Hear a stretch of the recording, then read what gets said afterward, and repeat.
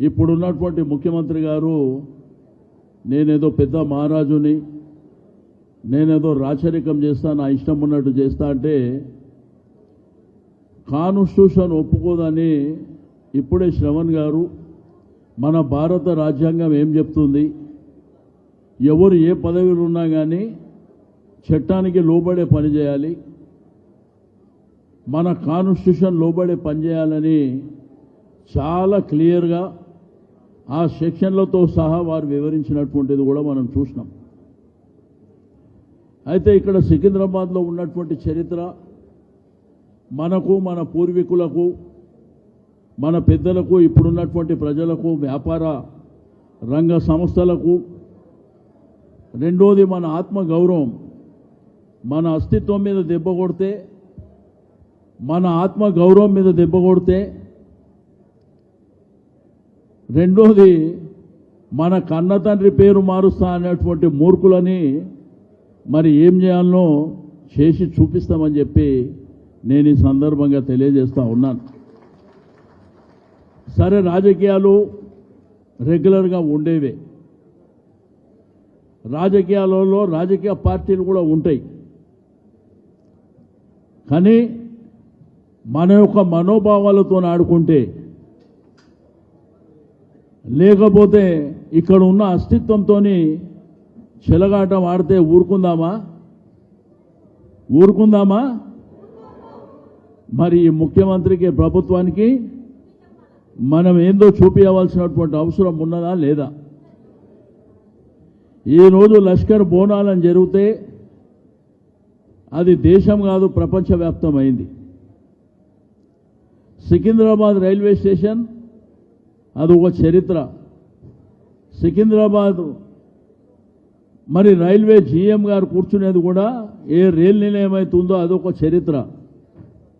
Gandhi hospital, ఇసంగంజ్ Monda market, clock tower, దాంతోపాటు మన మహాత్మా గాంధీ స్టాచ్యూ, జనరల్ బజార్, ఇక్కడి నుంచి మొదలుకొని మీకు బోయిన్పల్లి పోయినా, అల్వాల్ పోయినా, మరి అదేవిధంగా బొల్లారం, యాప్రాల్ ప్రాంతాలు పోయినా రాష్ట్రపతి గారి విడిది ఇక్కడనే ఉంది, డిఫెన్స్ ఇక్కడనే ఉంది, ఆర్ట్స్ కాలేజ్ ఉంది, ఉస్మానియా యూనివర్సిటీ ఉంది, మహబూబ్ కాలేజ్ ఉంది. చెప్పుకుంటూ పోతే సికింద్రాబాద్కు ఘనమైనటువంటి చరిత్ర ఉంది. ఈ ఘనమైనటువంటి చరిత్రలో భాగంగా మనం నిత్యం ప్రజల మధ్యన ఒక ఐక్యతా భావంతో, నార్త్ జోన్ ఏరియా అంటే ఎప్పుడు చూసినా సికింద్రాబాద్ ప్రాంతం అంతా పీస్ఫుల్గా ఉండేటువంటి ఏరియా, అందరూ కులాలకు మతాలకు అతీతంగా కలిసిమెలిసి ఉండేటువంటి ప్రాంతం. మన దగ్గర కమ్యూనల్ వైలెన్స్ ఎప్పుడు జరగదు. మనం అందరము చిన్నప్పటి నుంచి అన్ని మతాలను గౌరవించుకొని మరి పెరుగుతున్నటువంటి ప్రాంతాన్ని ఏదో నీ అబ్బ జాగిరైనట్టు నేను ముక్కలు చేస్తా అంటే నిన్ను ముక్కలు చేస్తాం బిడ్డ, జాగ్రత్త అని చెప్పి నేను ఈ సందర్భంగా హెచ్చరిక చేస్తూ ఉన్నాను. మీ అయ్య జాగిరేం కాదు, ఇది నీ ఇష్టం ఉన్నట్టు చేసుకోనికే. ఇది ప్రజాస్వామ్యం లోపల నైతికంగా ఇది ప్రజల యొక్క హక్కు.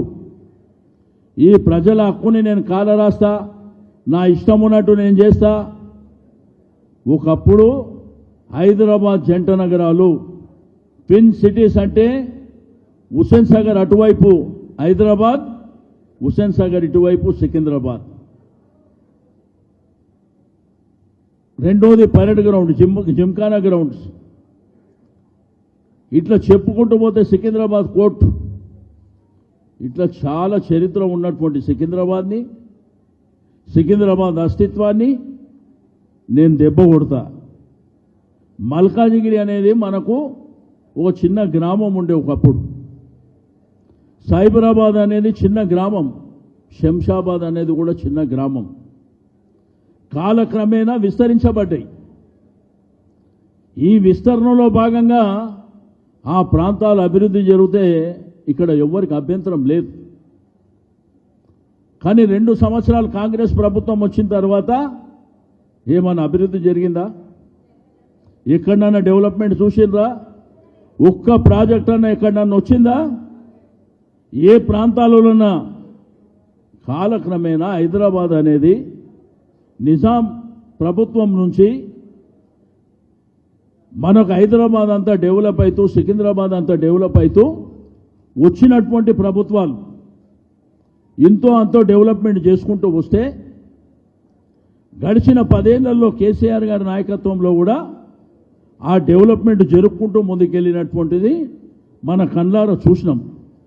ఇది ఒక గ్లోబల్ సిటీగా విస్తరింపబడ్డది కూడా మన కళ్ళారా చూసినాం.